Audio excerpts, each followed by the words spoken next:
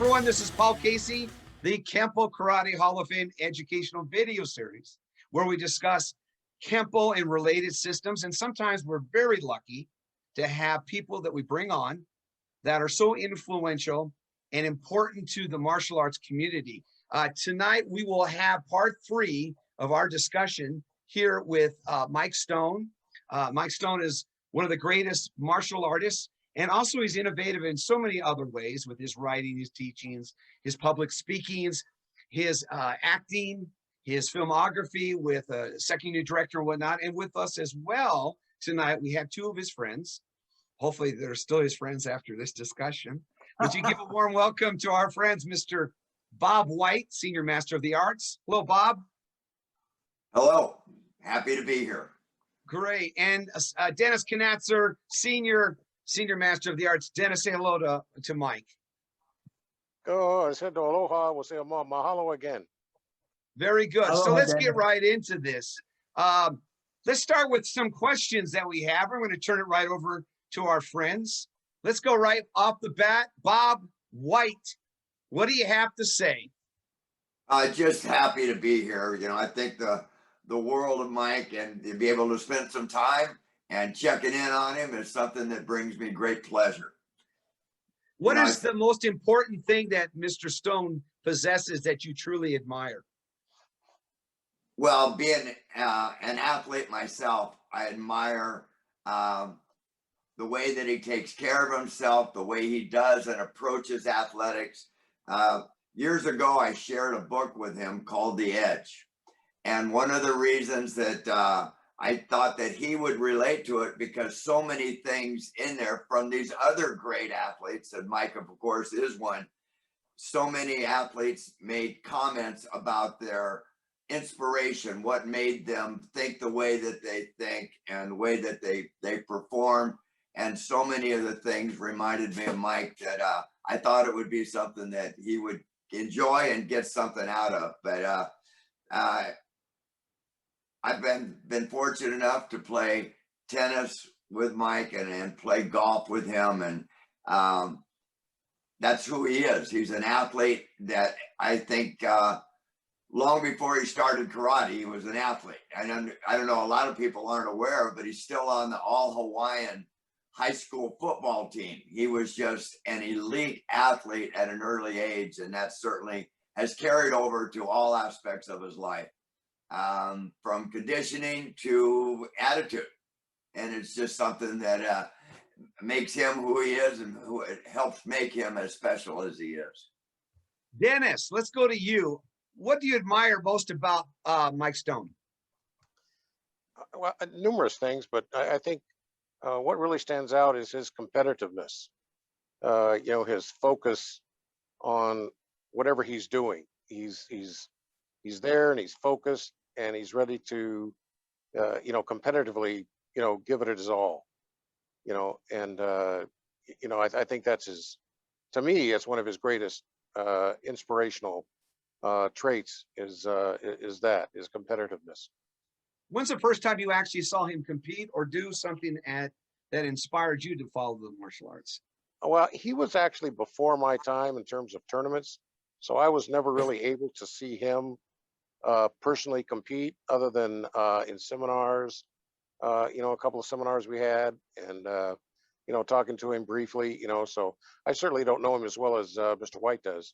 So he spent more time with him, but he's certainly been a character that I've talked to numerous people about him, you know, and his, you know, history. And so I feel like I know him, you know, more than he probably knows I know him about him, because there's been a lot of people that he just told some amazing stories about, you know, an individual like this that can come up at an early age and an early time in competition, when he dominated, when some other people would take years to accomplish what he accomplished in under a year, I think. So I think that's incredibly amazing. Mr. White, let's go to you on this one. The question is simple. What is the most challenging aspect that you find when you are with Mike Stone, say on the tennis court or in a golf course? Well, he wants to win too bad. So, What's wrong with You- that? There's nothing wrong with that. well, you asked me the most challenging thing, and that's it. No, it's fun to play athletics to your best, and that's why I've always enjoyed, win or lose, I enjoy playing athletics and tennis with Mike, because he never quits on a ball, and I try to never quit on a ball, and we're there to give our best effort, and that's easy to respect somebody that performs with that type of attitude. It You know, it's makes funny. He's pushing you to your A game, is what he's basically saying. Well, and it's not in the A game, he wouldn't have any respect for me. He wouldn't want to be on the court. If I'm not giving my best, why would you want to play with somebody? You know, they've got to try. You know, somebody might lose and they might even have lesser ability, but if they're given 100%, then that's admirable. Let's go to Mike. Mike, when you're with, say, Bob White, or you meet somebody like Dennis Conatser, who's just meeting you at a seminar, what are you looking for in those individuals to help them to aspire to be the best that they could be? Well, I think one of the things that I've learned over time, but I also learned it quite young in my career, was that the same attitude that I had toward competing, and that is, I can't be responsible for the person I'm playing with or the person I'm competing with. So in a sense, not being disrespectful, I don't mean it at all the way I'm going to probably make it sound, but I don't consider them. They are not an element. They're not something I'm concerned about. They're not something I have to worry about. I'm not worried about what they may possess that's better than what I possess, because I've never been the biggest, the strongest, the fastest, the most experienced. So I can't really focus my attention on them and what they may do to me. I stay, not in a selfish way, but I stay focused on what I want to do. Since I can't control and make people do something I want them to do, I'm the only one responsible for myself, and I have that control. So the more I focus on my energy, what it is I want, what is my goal, what do I want to achieve, being focused on myself that way allows me, I don't have opponents, I don't have competitors, I don't have an opposition, I don't have an enemy. And a lot of people, when they fight, they need to create one to motivate them. I don't need that. I need myself. I motivate myself by simply doing my, like Bob said, when you go out and you simply do your best, that's all you can really control. And when you do that, seriously, when your focus and your attention is on you just being your best, not so much doing, because we talked about the vast difference between being and doing. So since being is a state of mind, and many of you call it a mindset, which I agree it is a mindset, we should focus more on our mental attitude, concentration. We should focus on those mental ideas rather than thinking ourselves as always being physical. I think the major problem, if I were to now pick out one that most people had, was they were too concerned about their physicality. All of their training, their techniques, everything was about their physicalness. It was not about their mentality. They spent so much time getting in shape, conditioning, practicing techniques, doing content. All of these things are not bad, but I think the attention and focus is in the wrong direction. The mental part is really, if you do that, then you don't have opposition. You know, your greatest enemy is yourself. So to know thyself is a incredible two-word expression, but my goodness, to do that, it takes all of your energy and effort to focus, first of all, to find out who you are, so you can express that aspect of you. So I think we're too physically focused. And the way I'm seeing and what I see today, I see pretty much the same thing. You know, the people are still too focused on their physicality. And that, I think, is your greatest limitation. You know, it's funny that we've had two discussions, you and I, and you have hammered that home about that important factor of the moment, being in the moment, being, and the mindset, as I was bringing up earlier. And it is so important that we've had that discussion. I encourage anybody that has watched any of our videos to go back and review the interviews with Mr. Stone. There's two parts, and they're very enlightening, and you probably want to watch them 2 or 3 times because the material there is so deep and vast and so enriching for anyone in this world. It's very important. Let me ask you this, Mike. In your first meetings with Bob White, what did you find interesting or strong enough that you would retain a friendship with this man? Well, I think like energy, that means same frequency of thought, are attractive because it's of the same frequency vibration. So Bob thinks like I think. So that thought process already makes it attractive for me to be with somebody that thinks and feels and wants to perform as I would. So that already is a great magnetism in having relationships that last for a great length of time like ours have, because we're on the same wavelength. You know, birds of a feather flock together. So it's really that way. And again, if you go back to my conversations with you before, my belief about everything is everything in the universe is energy, and everything vibrates at a particular frequency. So when I'm communicating with somebody else, I don't go up there and do arm wrestling to see who's better. When you talk to them, you already have an understanding of the way they think. So that thinking process, the way they believe, the way they feel, the way they express themselves, they're telling you who they are. The way they fight is simply a lower vibrational representation of how they think. That's why people are not consistently winners. They are fighting their mentality. They are fighting who they are. So that means they're fighting most of their fears. That's their limitation. They're afraid of whatever. I mean, countless things, too many things. And that is what prevents them from being consistently successful, is that they're dealing with all of their fears, their inadequacies. I can't do this. I'm not fast enough. I'm not strong enough. I'm not flexible enough. I'm not as good as him. I don't have enough experience. It's all negative thinking instead of going in there with the mindset, I don't give a shit who he is. I don't care what he knows, what style, what system, what rank. That's not my issue. It's his issue. So I can't control who he is, where he's from, what he's done, how he's trained. I can't do any of that. So why even consider that as something I have to deal with? Let me deal with me.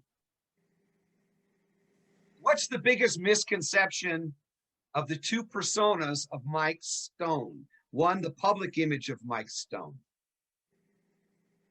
Well, I don't know really what they are. I really don't care what people think of me.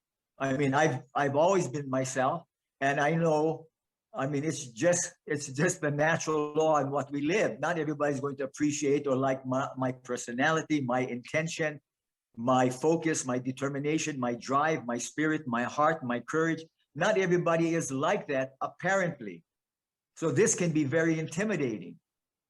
Not even to fight me, to think that I am like that is already a problem for many people. So I don't know what my persona is. It doesn't matter. That's their issue, not mine. Actually, I think you're a very approachable man. Just because you know why? It's true. It's real. Dennis, your thoughts on what I just said about, I asked him the question on Mike. You know, he's an amazing person. I as well as his competitiveness, and of course I go by his records and, you know, things people have fought him and said, wow, this guy's really good. He's won X number of matches, which is probably unparalleled, you know, in today's competition and over the last 50 years. But he's also, you know, beyond competition in terms of freestyle or sparring, he's also got a mental aspect towards forms, kata, and of course, you know, his poetry, you know, was a new thing for me. I found that intriguing, that you know, a person not necessarily surprising because a lot of people have a intellectual side that oftentimes does not come out. And you know, poetry to me is kind of an insight to your soul somewhat, if you will. And so, you know, it's that person's way of speaking of it and of talking of certain aspects or topics or thoughts or concerns or whatever. And I found that to be very refreshing and very intriguing, and adds to the you know, interesting nature of that individual we call Mike Stone, you know.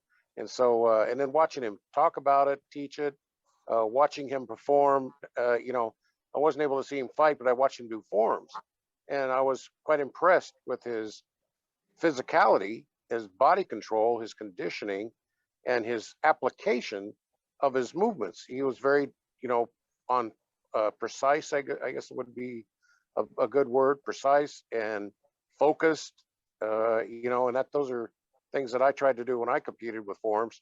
And I found it was, you know, it's kind of neat when you come across somebody who can talk shop a little bit with you. You know, a lot of guys you talk to are somewhat limited in their ability to carry on and as far as, you know, talk about martial arts particularly, a good martial art conversation, not just physically but intellectually and mentally. And he has you know, numerous, you know, traits like that. And I think the aspect that is good too is he didn't really care what people think of him. Who cares?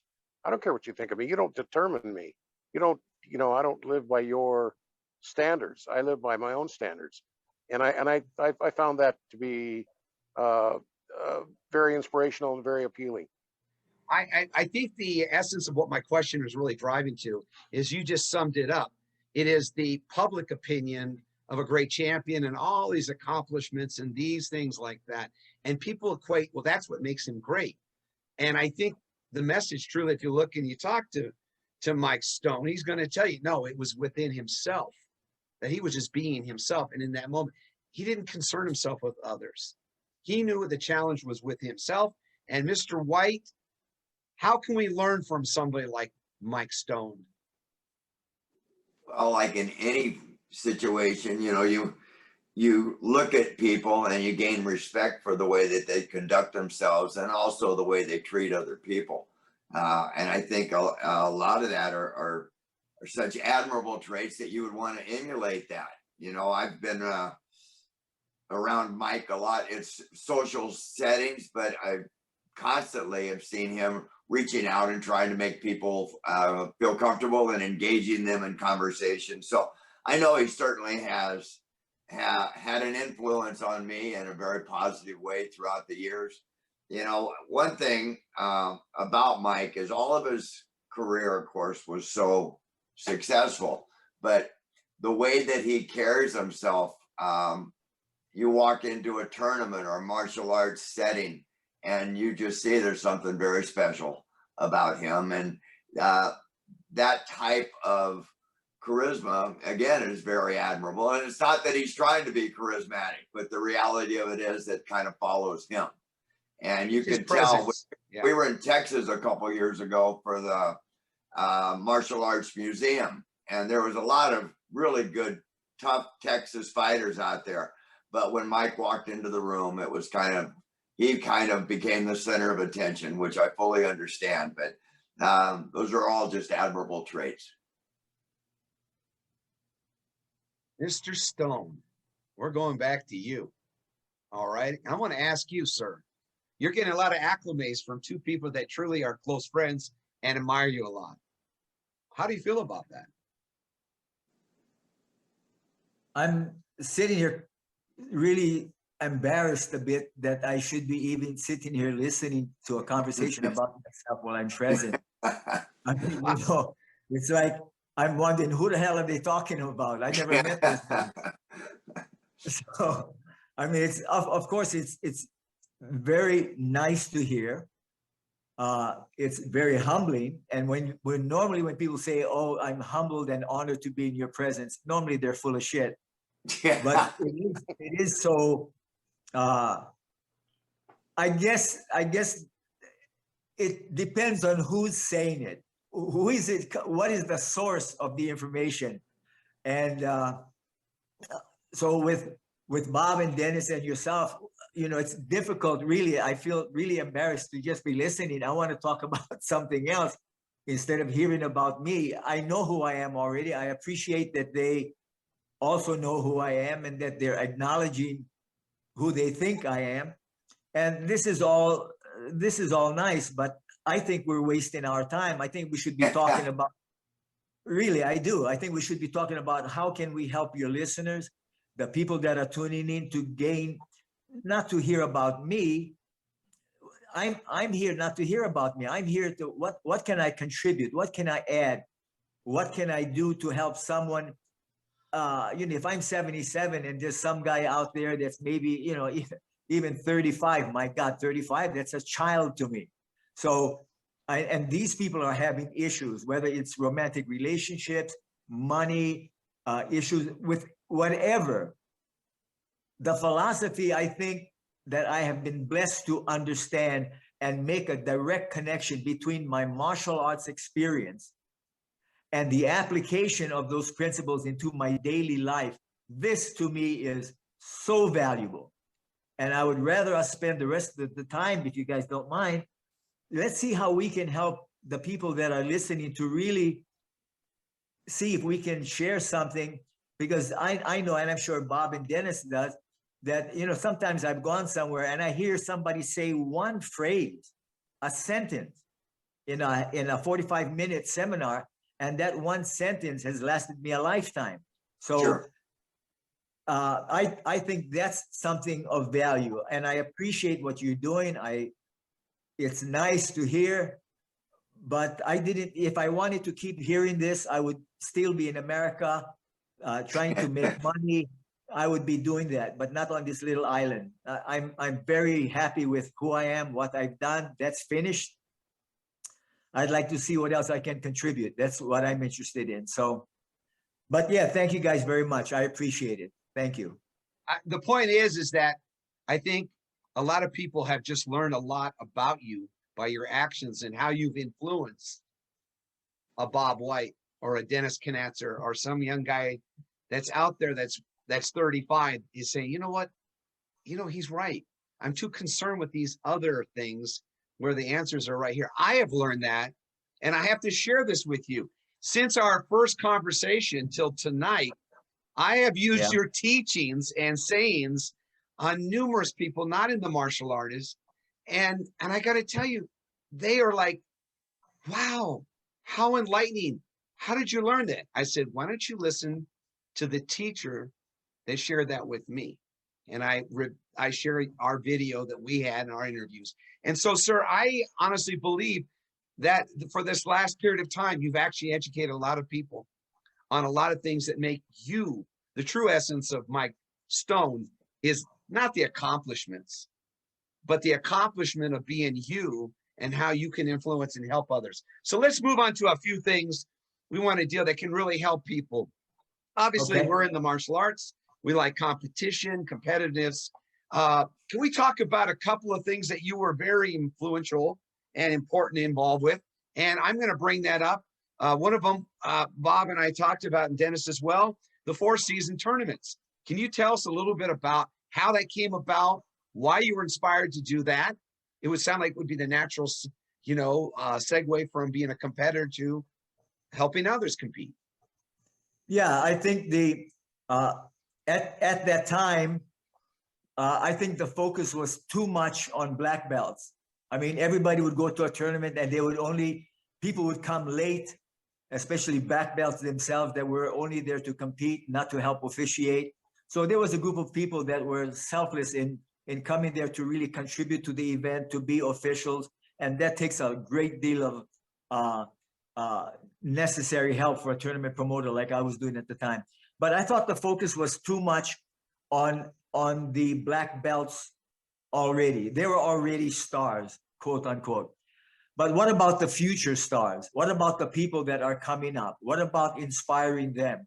And I thought if I focused and had tournaments primarily just for the lower ranks, which would be the highest rank would be brown belt, then we would really encourage and excite the group underneath that's coming up, and they don't have to wait so long to be motivated and inspired, because maybe brown belt was the next 2 levels up. They didn't have to wait for black belt because many of them never made it to black belt.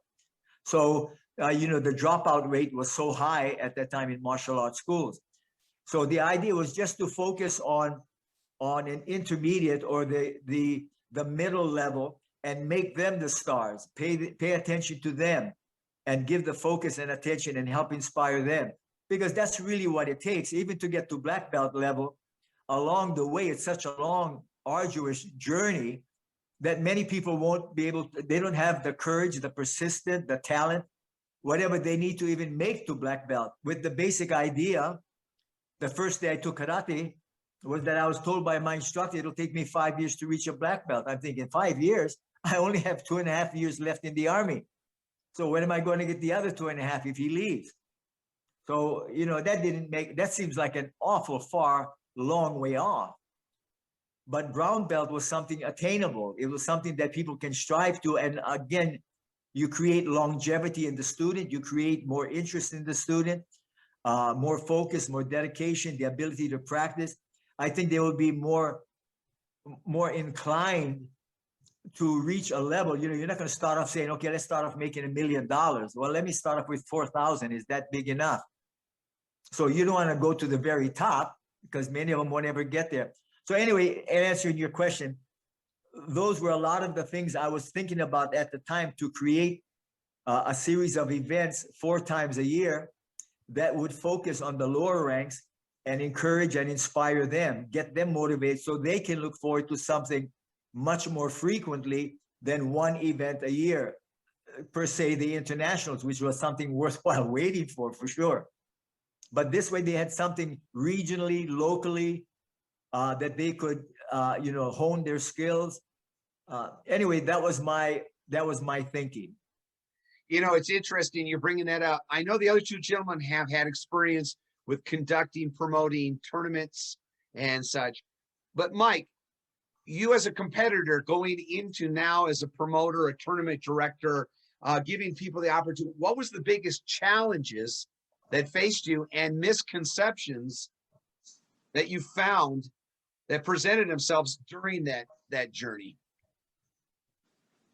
Well, I don't know. That's kind of a weird question, only in the fact that I never thought about that. I wasn't thinking about having any problems or what I had to overcome. I had an idea on what I wanted to do, how I wanted to do it. I was the first, I think, to actually create an official's manual. I made a small manual that had the rules, everything about how to run a small karate tournament like I did with the 4 Seasons. I actually made a manual that we had how to raise the flag, the different flag, how long in advance before you start, 2 months before you get the facility, make sure you order your trophies, what kind of trophies. So I even had a plan as to how long before each phase, before you get to the actual day of the event, what you had to do, what you had to get, who you had to, what the sequence of things you had to be done in a particular order chronologically for you to get to the actual event itself. So I don't think there was any, whatever problems I may have had or challenges, obviously I created myself. So I see. Bob, you've been in the tournament business as well. You've hosted things. Did you ever read his manual, or did you ask questions like that may help you with your response? We still use his by chart system that had in there. So there's yeah, exactly. We have. And that tournament or the series of tournaments, there were so many great competitors that got their start at that tournament. It was just an opportunity to get competitive experience that helped prepare for the internationals, as an example, and launched a lot of careers. I'm talking Benny Urquidez, the BKF. I mean, so many people, we could go on and on, really got their start competing at those events. It was truly a big deal. One of the things, Bob, I just want to interrupt for a moment, if I may, is that let's say the brown belts we focused on. Well, Bob had a team. He was in the Kempo team, but we had brown belt teams. And the quality and the level of the brown belts by the time that they had gone through a season of the 4 seasons, I mean, the quality level in brown belts was amazing. I mean, No and doubt. this is, it was so exciting to see these talents just manifest before your eyes in just a short period of time. And the quality and what it also, I think, helped was that it created a kind of a bond and friendship even among competitive teams, that they started to think and train and look at what each other was doing. And even though Kempo had their particular ways and my team had their ways and Chuck Norris' team had their ways, but it was the melding of all. You're having the exposure not only to see, but to compete against people that were doing techniques that were slightly different and learning from them. I mean, it mushroomed and created. That's why my personal beliefs is that from 1969, 70 to 75 or so, this was my golden era, the greatest talent in the California area. And again, it manifested throughout the country. But the talent was so good. It was just completely fantastic. Their courage, the techniques changed, their speed, they shifted into other gears. So I was so proud, not competing then because I wasn't, but to see the quality that was far superior than what I ever did. So that was nice. Dennis, did you ever attend those tournaments? Oh, I competed in several actually. And what is your experiences with it? You know, they were good tournaments. They were good competitively. They were well run. Of course, you know, we, you know, always, you know, we're starving for black belts to come and help judge, you know, and things, because a lot of them, like, well, for lack of a better term, a lot of them were prima donnas, and at regular tournaments, they would come, and they would come just in time to be able to come in and compete, or Yeah. they would come and they'd hide in the rafters, and they wouldn't come down and help for fear of tiring themselves out, while several others were out there that were also competitors, were still running the peewees, the color Right. belt, the brown belts. And you know, it was a well-run tournament. I mean, I think the last one that I recall, I got 5 or 6 patches on one of my old uniforms that I put that on. It was a great patch to have, you know, to have the 4 Seasons tournament. And in the beginning, a lot of people say, where'd you get that patch from? Oh, it's Mike Stone's 4 Seasons. They go, really? You know, and I go, yeah, it's, you know, they're all over, mostly in California, but I think you had them outside of California at one time too, right? Yes, with Jerry Peddington and Elgene Carrillo in Chicago. Yeah. Elgene Carulia, yeah. And I think the last one I attended, if I'm not mistaken, I was there with you, and I was able to sit at the head table with you, and it was when June Rhee had came back and announced the death of Bruce Lee. Yeah. And I think Oh, it was at the that convention, was the 4 Season Nationals in Las Vegas. right at the convention center. That's And right. Yeah. That's the last time I remember, you know, being at that tournament. Of, you know, a great size. It was a kind of a conglomeration of all the others. I mean, it's just another 4 Seasons tournament as far as I was concerned, but it was, you know, from all Yeah. over, and everybody came with that great spirit. And Yes. it was very sad, though. I mean, when June Rhee announced that Bruce Lee had died, Yeah. the air kind of left the stadium, Yeah. and everybody kind of went, oh, "You're gotta be kidding me, Bruce Yeah. Lee dead?" I mean, on the same level as when Elvis died, and when John Oh, Wayne sure. Gacy died, and Sure. other movie stars and things like that. It was just really depressing. But you know what? The spirit that happened, and it was for a moment. That moment it was banned, but then you know what? The spirit then came back, and you know, became alive again. Yes. Beyond death, there was still more life.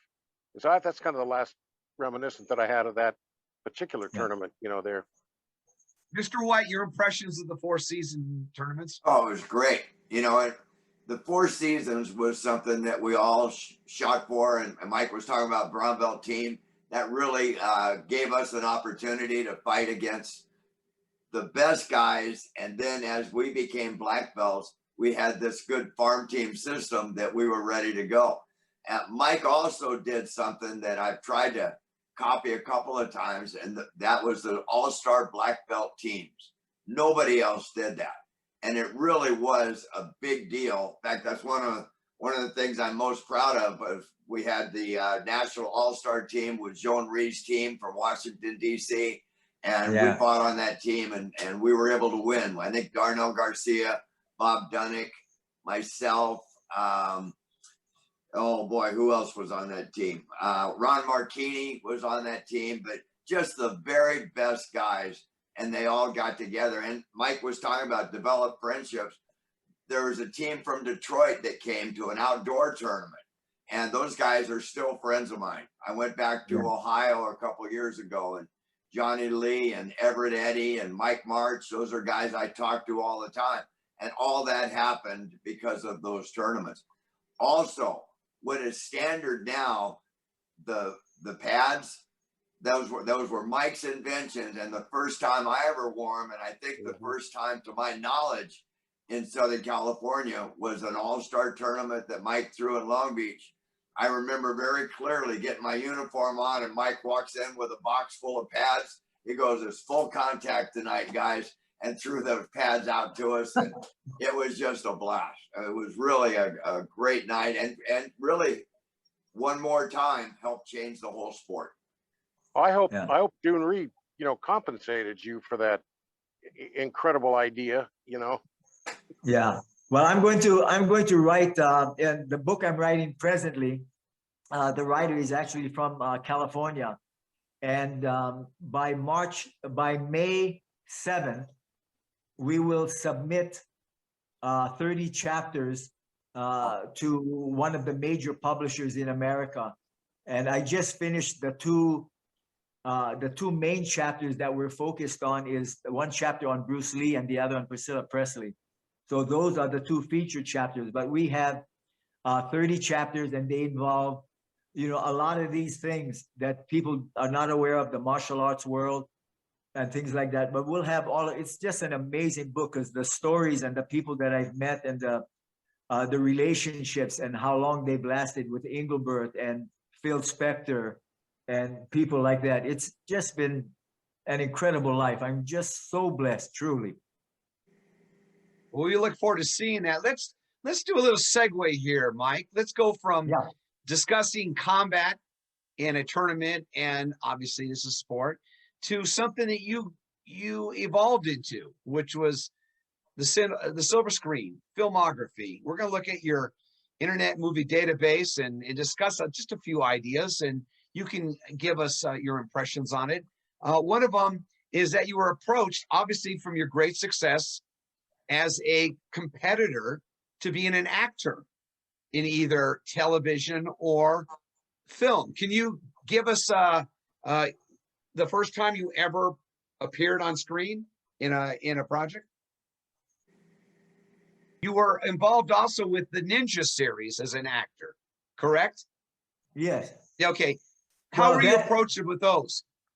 Well, with the ninja thing, with the ninja in the movie, I got to go back to when I was about 12, 13, 14 years old. I love the Japanese culture, the people, everything about the food. And as Bob can attest, because we're big sushi kings when I go to Los Angeles. But I used to watch samurai movies when I was young, and I love them. And my interest, I saw a movie. It was called Denko Karate Uchi. It was the Japanese film made in Japan, American subtitles. And that was the first movie I had gone to see that they had. It was called Lightning Karate. And that was the first movie I've ever seen, martial arts film. The other things were samurai movies that I really loved. Zatoichi was my hero. I've seen all of his films. But when I saw that, Lightning Karate, this guy was doing a flying sidekick in this movie. And I got hooked on it. And when I went back up to the high school, I started jumping off about a 3-foot high stage that we used for graduation, where the students walk up and get their certificates or their diplomas, and then they funnel down one side or the other. It was only 3 foot high. And I used to jump off that stage because it was in the boarding school where I went. And I used to just do flying sidekicks off this stage at that time. And it never left me. When I first was interested in doing movies, I felt self-conscious about being in front of the camera. I've always felt that way. I've never felt myself as being attractive. So to be a star or to do like that, that was never my interest. That was my thinking. I never wanted to be in front of the camera. But I felt I had imagination, I had creativity. Like even to me, it was like doing a kata. I could create what I wanted. I used to make up my own katas. I made up a kata called The Blind Man's Form, which I taught Tadashi Yamashita. And he did at the California All-Star Black Belt team thing, where he wore a blindfold. He learned that form, but I learned that from the blind swordsman. So my interest went well before that. When I had the opportunity, I wanted to be behind the camera. I wanted to do the choreography. I wanted to create the fight scenes, the movement. That was really my interest. I was never interested in being in front of the camera. Even when I was given the opportunity with Canon Films to make that movie, I really, how naive I was. But I was thinking like, are these guys crazy? They're going to put me in front and to be the star of this, because they were, and if you know the people, you know how much they BS. So what they wanted me. They wanted not me to be in front of the camera. They wanted me because I had the knowledge and the expertise and the ability to do the martial art, the choreography. It was a concept that never was done by an American production company, a ninja film. So when I came up with the script and everything, when I sold it, of course, I never sold it with the idea I wanted to be the star. They felt maybe they could use me because I knew what I was talking about and that I could do the things. But once they saw probably what my intensity was so much in the scene that we did, I wasn't even afraid of myself. I'm going like, holy shit. Do I look like this? Do I look like this on film? And when they saw the dailies of that one particular, where I intimidated this one guy, I caught him and pushed him up against the wall. And my look, even to myself, I went like, God damn. I mean, it looked like I wanted to kill this guy, and I looked horrible. I looked really mean and intimidating. And I said, they want to make me the hero? No way. So they immediately, but I found out later that Canon Films already had a contractual agreement with a European star named Franco Nero. They had a commitment to him because Canon Films was a London company originally, and they were doing action films in Europe. But they had a commitment with Franco Nero, who was the Italian star. And they still had one more picture they had to do with him. So they decided to use him to come in and to take over to be the lead. And again, now here's the thing. There was a rumor that they fired me. And they fired me for being the actor, but they didn't have to fire me. I never wanted to be the actor. So if they fired me, my question always was, if they fired me, why did they rehire me?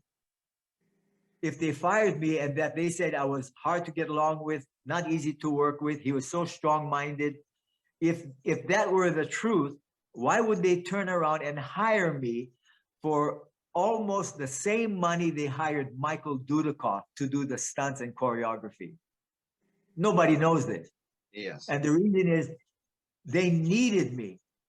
They had my script. I was the only one that I even got Stephen Hayes. You can check with Stephen. I made sure Stephen Hayes had an opportunity because he was much more well-versed in the ninja than I was. And I introduced Stephen Hayes to Black Belt magazine.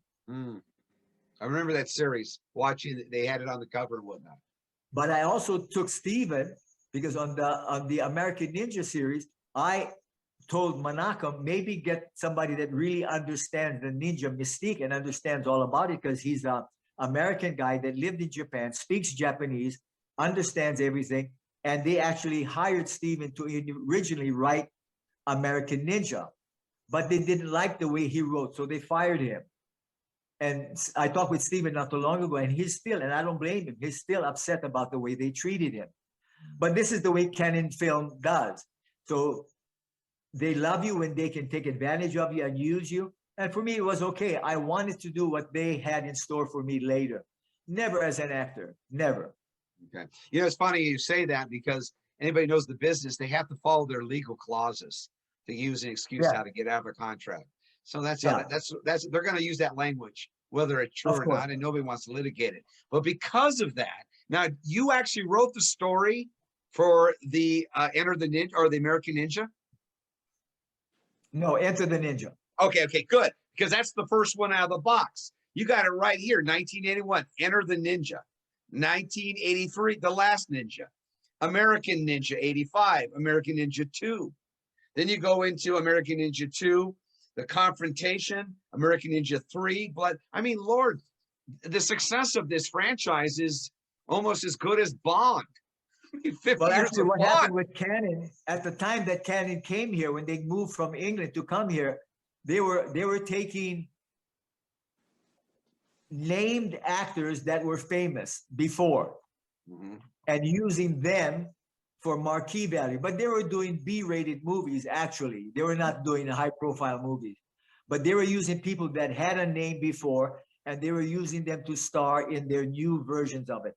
But when Enter the Ninja came out, that's a funny story, and that will be in the book also, because it takes too long to explain about it. But that is absolutely unbelievable how the universe put me at the right time, at the right place, synchronistically, for all of these things to happen. It is, you could not plan it, you couldn't write a script about it, because the events unfolded even to where I was totally surprised at having access. The girl that I showed the script to, her name is Priscilla McDonald. She was the mistress of Menachem Golan of Canon Film. She was a student of Gordon Dubasola right down the street from Canon on Sunset, from Sunset Boulevard. Gordon Dubasola was also working with Joe Louis when he first got out of the Marines and came to California. And she was a student. And when I went there that day, it was lunchtime, and I didn't have any appointment. And I simply walked into the Canon office and lied to the reception. And she said, "Yes, can I help you?" And I said, "Yeah, I think I have an appointment with somebody." And I don't know even why I was on the corner of Gower and Sunset at lunchtime when I looked across and I saw Canon on the side of this building, and decided, and I had the script with me, and I didn't know why I was carrying the script. And I walked up to the office, went in to see the girl, and I lied, and she said, "Oh, you have an appointment with who?" I said, "I forgot the girl's name." And this was during lunchtime. And then she said, "What's your name?" So I said, "Mike Stone." And in the background behind her, I heard a girl scream and said, "Mike Stone, the karate guy? Are you sure?" And she said, "Are you Mike Stone, the karate guy?" And I was so surprised because I was lying. I didn't have an appointment. So I don't know who was yelling out my name. And she says, "Have him come in." So I walked in, and I walked up to this girl. She was having lox and bagel sandwich at her desk. Her name was Priscilla McDonald. She was a student of Gordon Dubasola. She said, "Mike, we have your pictures all in our karate school. Gordon Dubasola is a Hawaiian guy also." I said, "I know Gordon." So she said, "We have your picture all over the karate school. He's always talking about you. How can I help you?" And I had the script in my hand. So I said, could I show you a script that I wrote? And she said, "Let me show you something." She walked out from behind the desk, took me into a closet, like a janitorial closet, and the shelves were full of scripts, hundreds and hundreds of scripts. And she says, "This is what happens to everybody that sends us a script. We'll never read it." So I said, "Really?" She said, "Do you know the chances of your script ever being made into a movie and you write it the first time and has never written a script? You're not a known writer. Do you know what the chances are is 1 in a billion. Look at all these scripts. We'll never read it. We have scripts every day, and we're one small company. Imagine how many scripts come into production companies for people wannabe writers that have an idea. It'll never happen. But she says, what's your story? So I told her about the ninja. She says, well, I'm going to see my boyfriend, Manakong Golan, in a week at the Canadian Film Festival in Canada. All I can promise you, Mike, is I will read it on the flight. I will show it to him. If he's interested in your concept and your belief about this being the new trend for action film, then we'll come. So within a month, within 3 weeks, I got a phone call as I was leaving my apartment in North Hollywood. And I heard her start to leave a message. So I quickly reopened the door, interrupted her. She said, Manakam would like to meet you. He would like to make your movie. Unbelievable. It's unheard of. Well, it was meant to be, sir. Wow. What an awesome story. That should be a movie. What can I say? Right, Bob? Are you ready for that one? I got my ticket ready and the popcorn. You bring that. Pretty impressive. So Mike, you go from you become an actor, and then you're involved with doing things with choreography and a consultant, and then you're also a stunt double. Now, one of the famous movies that was brought up earlier in the discussion was 1968, The Wrecking Crew, and you work with Sharon Tate, Yeah. and Bruce Yeah. was obviously involved in Dean Martin. What was it like on Yeah. that experience? Well, it was really funny because Bruce was in charge of the stunts and the martial arts fight choreography. So Bruce contacted me, Chuck, of course, Ed Parker, Joe Louis, Bill Rusaki, and a bunch of other people. But we had to audition. So we went into this, I think it was Columbia Soundstage, a big soundstage. Everybody was there. Everybody and all the martial artists that I was familiar with or that wanted to be involved was there. So Bruce was interviewing each guy one at a time and having them say who they are, what their rank was, what their style was, and have them do a little thing.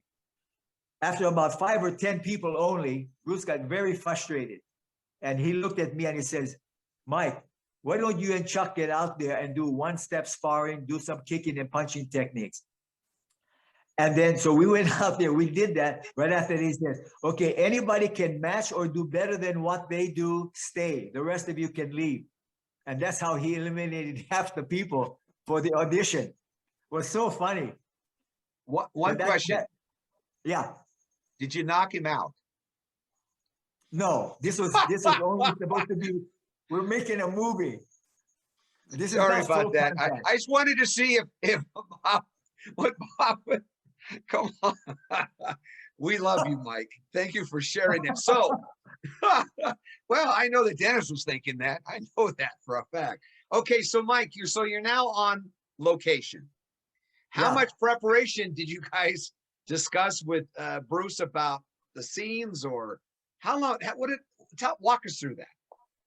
Well, I think Bruce was, first of all, I think Bruce was smart, maybe not the right word. Wise enough might be a better choice of word. I think Bruce was wise enough that he already knew our ability and skill level. I'm talking about Chuck, myself, Ed Parker, Joe Louis, like that. So he just placed us in the positions he thought would best serve him, of course, because that's a new thing for him. And to get recognition and being known for being a good choreographer and everything, he wanted to make sure he got the right people doing the right jobs in the right positions. So he had the wisdom to at least let me do what I did best within the basic framework of what he said. Okay, we do this, we have this fight scene, and then Mike, you decide what you want to do, and then we'll work it in. So he was wise enough that he allowed me, especially because he selected me as the double, the fight double for Dean Martin, who was the star of the show, that he gave me enough leeway that I did the things I could do, and yet we had to consider Dean Martin's level of ability. Because even when I saw the movie immediately after, I could tell when it was me and not Dean Martin, obviously, just by the way that we walked and moved. So, but they had to cut it in such a way that there's a thing called reveal when you do a stunt, a guy jumps over a wall, and the guy that did the stunt jump over the wall, you never see his face, but the camera focuses on the wall, and the face that comes up is a frontal shot of the actor. Well, the actor was simply waiting behind the wall, and as the stunt dived over, he just laid down, and now the star comes up for the close-up facial shot to identify, oh, he was the guy that jumped over the wall, but he wasn't. So that's called a reveal. When you reveal the facial shot of the star, but he wasn't the one that did the stunt. So we had to do a lot of that with Dean Martin. So we had to make sure we did it from the back or from the side, and yet try to capture the action without revealing who was actually doing the action. Two questions for you related to that. And one is that how do you deal with an individual that has no training or very little training, and to help him to be more authentic when you're doing the actual work? Well, if you have enough time, guys like Dean Martin are already established superstars. So they're not going to spend months training. So they simply will, they know their limitations, just like I had a confrontation with David Carradine on another movie, Jaguar, or something, no, the Silent Flute. They hired me to come in to do some fight scenes, but did it on the day that David Carradine was not supposed to be there. But he ended up showing up on the set and saw me doing things that he was supposed to be doing, and got upset at the director and the producer, because in his contract, he said he knows his limitations, but he wants to do his own stunts. On that particular day, they had me and Joe Louis go in to do the fight scene that he wasn't supposed to know about, and they were going to try to sneak it in somehow without him knowing. But there was another thing. But with take for example Michael Dudikoff in American Ninja. I trained Michael for 2 months at a small karate school run by a friend of mine named Ed Anders up in the valley off of Ventura Boulevard. So we trained there for 2 months, and of course Michael did very good, but still the movements are not natural. So I had the guy that we used in school, I ended up using Ed Anders to double Mike in some of the sword fight scenes in American Ninja. So it wasn't really Michael. But yeah, you got to have them trained. Otherwise, you have to find another way to shoot to make it look real or realistic enough that it passes. You moved in a segue from, now we've gone from actor to stunt double to a consultant to choreographer. Now that you're in the big chair, the second in command, which is second unit directing. Explain that position, the responsibilities, and how you use your training in your eye to bring the best out of the actors that are being filmed. Well, Sam Firstenberg was the guy I worked with. He was the director on Enter the Ninja. And so we had a close relationship. And then he was partially involved in some of the other American Ninja films. So in Enter the Ninja, the first one, all the choreography was done by me. The fight scene with me and Shokosugi in the arena, and a lot of the other fight scenes, I ended up doing the stunt as well. So not only did I choreograph, I felt secure, like some of the shooting of the arrows and the weapons and stuff. I actually did that. I actually did the shooting of the real arrows on a live shot. No stunt. I actually could shoot bow and arrows. I could throw knives. I could do things like this. I could always do it as a child. So for me, we saved a great deal of money and time in having that doubled, recut, change the angle and everything. I had enough vision, I think, that I could take the hooded ninja, and even though it was me in the mask, I could do that, move into the shot, move into the action, and be a part of the entire choreography, and still keep the quality without having to rely on the actor, that we could cut around that. So, and I understood about camera angles and stuff like that, obviously from taking punches and how to take hits and weapons and stuff like that. So when they gave me a second unit director on the second one, on the one that I was the bad guy, and they gave me 120 people and 3 cameras. and the entire arena to do all of it, all of the second unit stuff. In the other movies that we did choreography outside, they gave me my own unit and my own crew to go out and shoot. So they could shoot interior things with the lead actor on dialogue. But all the action they left up to me. So I felt very privileged that they trusted me enough to allow me to have the responsibility of the action sequences and the things like that. You know, from being a very limited experience and to be offered that position, that's an incredible endorsement of your talent, your vision, and your ability to get what they want done. Because Well, anybody they're knows anything about cheap. second unit, it's not easy. But they're just cheap. They only wanted to save money. Well, that part is that's the part you can negotiate. We must know our own value. Let me ask you this though, and I'll turn over a couple questions to our distinguished guest in a second. In the filming of that, obviously, second unit is always aware of making sure nobody gets hurt. Did you experience any injuries during your filming? No, not at all. Not in We you, were- but how we were about any of also- how about any of the second unit stuntmen and actors? No, None? this was another thing that was good, is that one of the things maybe I'm hard to work with was that I demanded time. I demanded time for rehearsal, because if they say, oh, you know, because sometimes the production side of it is only interested in shortcuts, making money, get the shot, let's wrap up for the day, and that's all. But my name is on it.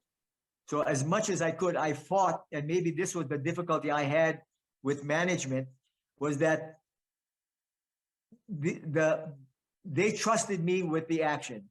They trusted me with the people. They trusted me with the talent. They trusted me with knowing that we're going to get the scenes we want, because that's what people want to see. They want to see action, not somebody sit in an office and do dialogue. It's an action movie. Sure. So they trusted me with all of this, and yet they wanted to limit me to my time, accessibility, my training, the rehearsals. They wanted to limit that. Oh, that's okay. They're good enough to do it. No, they're not good enough.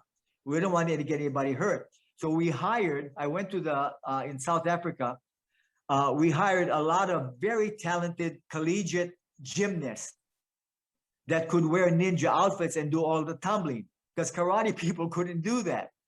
Karate people were not gymnasts. So we had to use gymnastics people from the university to come in to learn just how to at least handle the sword, or at least hold it and run with it without looking clumsy. But we ended up using, for a lot of the tumbling and twirling stuff, even in Enter the Ninja, we got people that were acrobats and that were gymnasts, and we trained them so that nobody did get hurt. What was the most exciting scene you ever filmed in all of the projects that you were involved with? Exciting? Yeah, I mean, it was like the most challenging. And when you got done, everybody said, oh my God, that's historic. That's epic. That is something that's just perfect. No, it was all nonsense. Okay, well, we're going to talk about nonsense. Let's move over to Mr. Nonsenses. Okay. Okay. So, Mr. Conatser, what questions do you have for Mr. Stone? I've been involved in a couple of film productions. One I was with Shokasugi. When were the Shokasugi films after the Yes. the ones you were talking about? Yes, it was after I actually hired. I actually went to my instructor first. I went to Tadashi Yamashita, and I offered him the role of the bad ninja in Enter the Ninja. He refused it. He wanted to be the star. I said, no, you can't be. He said, no, I don't want. I said, fine. Then I went to Shokasugi. He was the only other Oriental that I had known, because they did a lot of things with Dan Ivan and Fumio Demura. They did a lot of these Benihana demonstrations. And Shokasugi was one of their team guys. And Shokasugi was the only youngest guy that was Japanese that had some skills and talents. So I ended up offering that to Shokasugi. And Sho was one of the 5 stunt people and martial artists I took on Enter the Ninja. And Shokasugi did such a good job that Canon Films hired him to do, I think, 2 or 3 others, The Domination and a couple other films in which he was the star. And he actually made a career out of it. So God bless him. He did a great job. Yeah, he came to Phoenix, and the one I was in was I was an extra in Ninja 3: The Domination, which was Yes, kind of a cross between the Ninja and the Exorcist. You know, yes, kind of strange movie. But they actually filmed right in Phoenix, and so we were on set with a car jumps over the lands in one. It was on a golf course actually in mid Phoenix, and there's the red mountains right in the middle of Phoenix there, and they put yes, a. uh-huh. I'm watching the movie and I'm going, hey, when the movie came out, I know that mountain. There's no monastery in there, you know. So they had That's called movie superimposed it. magic there, Yeah, Dennis. yeah. Obviously, well, I went over to check the mountain and it was gone again. So I go, man, they built this thing in there and then they took it away. Yeah, But that was fun amazing. to be. That was fun to be on set there, and show was a little bit arrogant, I guess, would say, you know. And I know he had some issues with Fumio Demura. I talked to Demura about it. He goes, yeah, he's one of our guys, you know. And so they Yeah, were kind of upset that he kind of went that way. But anyway, it was that was interesting, and yours were, well, his were, you know, way into the B level, maybe even C, you know. But yours I were much. watched that particular movie that you're talking about, The Domination. I saw that. Hmm. I only watched about 5 minutes of it. I couldn't watch the rest. Yeah, yeah. I think we could have shot it better with an 8mm camera or something, you know. in fact, But You and I could, right? that's right. So it was good, you know. I mean, they went through the desert doing their whole thing and everything. It was fun, you know, for me to be there and to get. I'm going, man, they're paying me to do this. This is cool, you know. Yes. So, Yeah. but so that was my interest. I didn't know you said Shokasugi, and that kind of jogged my memory back to that you know, the film that I had, you know, with him, and of course Mr. Yes. White in eternalized or immortalized, I should say, in the Karate Kid, you know, the original one. Yes. Yes. Yes. But I don't recognize him. I look at the movie and I don't see him anymore. That Bob White in Karate Kid back then was a whole different guy than I know now. Yeah, Yeah. fine acting. You know, Mike, I have a question. On that team that when Fumio Demura represented a team in one of your team competitions, was Yeah. Shokazuki on Fumio's team? Yes. I thought he was. I know we fought against him, but I thought Yeah. that was him, but I didn't know for sure. Yeah. The guy that I really love, I have to talk about, he died now, but he's a lovely guy. He was the son of Dan Ivan. Oh, Doug, I remember. God, yeah, what a I just love this kid. I mean, to work with him, no matter how bad you are, he can make you look good. He was that talented, that much timing. He was fantastic. Yeah, I remember you telling me that. He's it's a shame that he did die, and Yeah. his father died also a couple years ago. Yes. Yeah. Yeah, that reminds me of one of your students, the California Kid, which one of Bob White's students and I, Ramirez, her and I were visiting some people. We went to visit Frank, and then we came back and stopped by the hospital, and Yes. he was Steve? asleep. Steve Fisher, yeah. Yes. And so they said, well, he's sleeping now, don't bother him. And I said, well, can I just go in the door and peek in? He goes, yeah. He goes in, and he just happened to open his eyes, go, Dennis, come on in. And so I'm going, wow, what a like you say, what a stroke of luck, you know, to go by, and we're getting ready to leave. Yeah. So Yes. we go in and he talks to us, and it was so nice, and it kind of lifted his spirits. It was probably about maybe a month or so before he passed away, I think. Yes. Which was really kind of hurt my heart, you know. No. And so, but we had a good time. And while we were there, I can't remember the guy's name that played the Scottish guy. There was a Scottish movie. Sean Connery was in it. I can't remember the name of the movie now, but he was in there. He was You talking about the Highlander? the Highlander. That's it. Yeah, Highlander. Mike was involved with that. And what was the I actor's name? worked six months in Argentina on that movie. The quickening. The Wow. quickening, yeah. I did a lot of stunts on that with helicopters and stuff and shooting and all of the sword. I actually spent a lot of time training Christopher Lambert, in the Japanese sword techniques in the fight that Wow. he had with Sean Connery. That's who came in. He came in. I go, man, that guy reminds me of somebody. But Yeah. he was not. He was. I thought he was like big and kind of an Arnold Schwarzenegger type guy in the movie. And all of a sudden, this guy walks in, he's about 5'10", and I'm going, God, he looks. And then Steve introduced him, and I'm going, oh yeah, okay, now that rings a bell now. So, Yeah. and he was in with a producer or something. They were on their way to a club someplace. They wanted to stop in and take Steve out, and he's like, well, I'm in no shape to travel, So Yeah. so they stayed for a little bit and go, but it was nice. And Steve then told us after they left that he helped them do some sword work and some choreography and stuff on some of their movies. Yeah. So Bob, kind of- what are your impressions? What some of the work that you've seen Mike has done? What are your thoughts on that?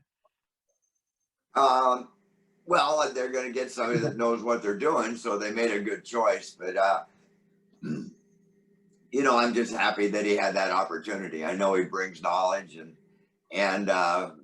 gets things done and doesn't assume that he is not capable of doing anything. So I think any challenge in front of him, he'll do it the best he can. Mike, what are some of the stories that you've written that have been adapted to the to films? Well, I don't know that anything other than that. I have quite a few treatments for different projects, but I'm not interested anymore in doing things like that. We go through phases in our life. There's things that you learn, you evolve, you grow, you try something, you do the best you can, and then it's time to move on. That is not who you are. What you do is not who you are normally. Okay, So- what other new projects do you have coming up then? What other new projects that we might be looking forward to seeing in the near future? Well, one of the things that I'm focused on now is this thing called the Life-Changing Experience. It's a program that I kind of put together during the time that I moved here to the Philippines on this island. And pretty much all it is was going back to my competitive years, especially the initial stages of my training and competing, and taking that mindset, that philosophy, and expanding it to include universal laws and principles about energy, frequency, and vibration, and making the not the connection so much as the reconnection, and reconnection because we already are that energy, and that energy I call love and light. We have all been created in the likeness and image of the Creator, whoever we believe that idea is. So we already have the essence. That is who we essentially are. We were spiritual beings before we became human beings. And our reconnection to that idea is where I think I want to focus my attention in having people reconnect with that aspect of who they are, identify with that, and then with that, have all the laws that we talked about in the first two conversations I had with you about living in the moment, being present. All that concept, it actually now I put together. In fact, thank you just for reminding me. In a couple of days, I have a program I'm going to do here. It's the first that I have ever done. And I already got put together a seminar program. It's a presentation, and I had different visual images that I have created that I had an artist do for me that will be part of the presentation of this new philosophy called the Life-Changing Experience. And it's primarily reminding people of the power that they are. So in the book that I'm writing now, that we will have available to show publishers on the 7th of May, we came up with another idea. We had so much information that the writer had to deal, because I gave him everything. I started writing 25, 35, 40 years ago. So all the stories that I wrote about Phil Spector and I, about me working in Las Vegas when I was doing the gambling thing with counting cards in Las Vegas. All of these different stories with Engelbert, with Priscilla, all those stories I have already wrote in volumes on that, and I simply gave it to the writer, which is why we are progressing so rapidly in doing the 30 outlines that we'll present. But there was so much information, the writer came up with a suggestion and said, Mike, there's just, I mean, we could do a 600-page book easily and not scratch the surface of a lot of the things that we're leaving out. A lot of the personal stories you have are fantastic stories that have to do with you learning the mistakes you made, the negative choices, the negative experiences, and how you corrected it through this philosophy. So he said, why don't we do this? Why don't we make 3 books, a trilogy? The first one will be your biography. The second will be exclusively about 20 years of your martial arts career, which includes the start of your martial arts career, all your competitive, the tournament, all of this, the movies would be included in that martial arts segment. We'll write another book just about the 20 years of my martial arts activity. I'm still doing martial arts stuff now. I still train every day. I have clients that come here. We train from 7:30 in the morning to 12 o'clock. This has been going on now for the last year. So, and the results we're getting with these 2 particular people are quite remarkable in the transition that they have made, not only as martial artists, but as people. That transition in their lives, in their relationships, have been so profound for them, and it has extended beyond them, their family, their friends, their relationships. This, what they have gained from it, has become so much a part of who they are that it has influenced directly everybody they're associated with. So we take this formula, the life exchange and experience, and that entire philosophy of dealing with, and I know, I don't want to say I think, I feel very strongly that both Dennis and Bob will agree with me. The spiritual, mental, and physical aspects that make up who we are as human beings, this triad, these 3 aspects of life, we must incorporate this if we are ever going to be truly happy living as a human being, to get reconnected to the spiritual essence of who we are. This is the secret. Now, you want to be good at martial arts? This is the secret. Not kicking and punching. That will help you to become physically proficient. But as time passes, you are not the same physical specimen you were at 25. And these 2 gentlemen listening know this is true. So now we can forget about your physicality, because until now, for the time you die, you have to deal with the other 2 aspects more. That's your mentality, and you're connected to your spiritual nature. At the moment of your death, you only will have one left, your spiritual nature. That's the last thing you're going to be left with. And when you leave your physical body and your mentality and your brain decomposes, the spiritual essence of you will continue. That energy can never be destroyed. It can be transformed, but never destroyed. And this is the energy you had at birth that you have not appreciated, you have not made any conscious connection to, and all of the negative experiences, the limitations, the fear, all of these things you experience in your life have come from your disassociation and reconnection with this aspect of you. Your limitations in martial arts, your limitations has been your spiritual nature connected to your spirituality. That has been your downfall. And the way you think about that. We think so much of ourselves on the physical level. The human being is not only physical, but we were taught to believe we live in the physical world of relativity. Therefore, all of our experiences are physically related. Therefore, we connect everything about who we are to our physicalness. Not true. That is the least important, as you find out as you age and have disabilities and health issues and limitation, you start to go, well, I'm not, yes. But it might be too late for a lot of people that they're in their 50s and 60s to appreciate this. Why not incorporate this as part of your daily living? If you're not spiritually connected, if you're not mentally conscious and aware, and you have clear intention and focus, then you're not present. Then all you have left is your physical life.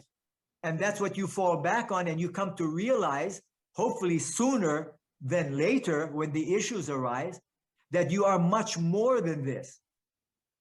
But how can you live this much more every day? We had a talk, I think, you and I said something, and it sounds so simple, but people don't appreciate maybe. You can only teach what you know. You can only teach what you know. You are limited in teaching physicality because you know your limitations physically. But now you said, no, I know more about that. I can talk about philosophy. But then you can talk about all the philosophy you want. You are living physically. Can you apply on a daily basis your spiritual, mental intent, and physical body? Can you apply the three aspects that make you up as who you are? Can you apply that every day in your life? And most people cannot. I know they cannot. I can simply see, I hear what they say, I see them move, and I can tell you where you are. I can tell you where you are by what you do. You are only doing your limited mental perspective of yourself. So that physical expression will be limited. And if you put in 60 years old, guess what? You're going to be even more limited. But you're much more than that. You have to believe you're much more than that. You have to know, you have to believe, well, what part of me have I left out? And for all of us, for the most part, because you're a religious person doesn't make you spiritual, please. Because you have a religious belief does not make you a spiritual entity. They are not the same vibration. So you have to get clear with that idea about what is organized religion, how you apply that in your daily life, or do you only do it on Sunday when it's convenient, when you need help from a higher source, when you don't realize you are the higher source. If you were created in the likeness and image of the Creator, in you is creation. In you. You spend so much time looking in a different direction. You're looking outward in your life. You're looking outside around you to see a reflection of yourself to which you can relate. And when you see it, you think that's it. No, it's only a physical reflection. Anyway, I know I'm getting off on it. I'm sorry. No, it's beautiful. I'm going to go to Mr. White, and then I'm going to go to Mr. Conatser for last questions before we conclude. Mr. White, your thoughts? Oh, I just enjoyed reconnecting with Mike. It's been much too long. I was thinking in preparation for this, because I thought we're going to be telling stories of the past. And I remember one time when Mike and I were down in Malibu doing a shoot for Black Belt Magazine. And when we went out to the rocks, it was low tide. When we came back after shooting, it was high tide. And one of the waves hit me, and I had my keys of my car in my pants pocket, and it washed my pants away. And Mike ended up staying with me till the automobile club came. I think it was like 1 o'clock or 2 o'clock in the morning, but I just always appreciated him taking that time to hang in there with me until we got help was on its way. It just took a long time to get there. But I guess there's a lesson there, and you'll share it with us sometime. Yeah, the lesson is somewhere. Dennis, your thoughts? No, it's great to be able to listen to Mike and share, some memories and a lot of new aspects and things to think about as well. And so I find that very, again, inspirational and you know, I think that is an important factor to teach or to pass on to people that may come in contact with us, to pass on these ideals and try to help them become, you know, of course, obviously better martial artists, but also, you know, mental and spiritual beings as well, and try to maximize, you know, those talents that we were given and not pass them over or misunderstand them or even in fact ignore them. And I think that's the message I'm getting from Mike is don't ignore what's right in front of you. Yeah, for sure. Gentlemen, Dennis, yes, thank you for the poem that you wrote for me. I'm sorry. Thank you for the poem. Oh, you're welcome. Hope you I enjoyed it. appreciate it. Yes, I did very much. Oh, I hope that we see more Great writings insight from into me. you as well. More of your Yeah. poetry would be nice, Mike. It would be great. And I hope that also inspires Dennis to continue and start writing, because there's a lot of Yeah. knowledge there that he has. Just don't tell us any stories about losing your keys, okay? We'll be happy to know that. And Bob White, you know, many years ago, you're an inspiration. These two gentlemen don't know this. For me, I was in the hospital with my daughter and she was not well. And I picked up a copy of Bob's book, and that helped me a lot because it was inspiring it came from his inner self, his soul, and it touched me. And I am very grateful for that. So gentlemen, thank you very much. It's truly an honor to have you, Bob White, Senior Master of the Arts, Dennis Conatser, Senior Master of the Arts, and the incredible, talented, insightful Mike Stone. You're a wonderful man. I am truly honored to know you. And thank you for spending so much time with me and these gentlemen tonight, sharing your insights. It's truly an honor. My pleasure. Absolutely. Thank you guys very much. I love you. God All bless right. you. Everybody, good night. On behalf of the Kempo Karate Hall of Fame Educational Video Series, thank you so much. Salute. All right. Thank you. It's great to see you.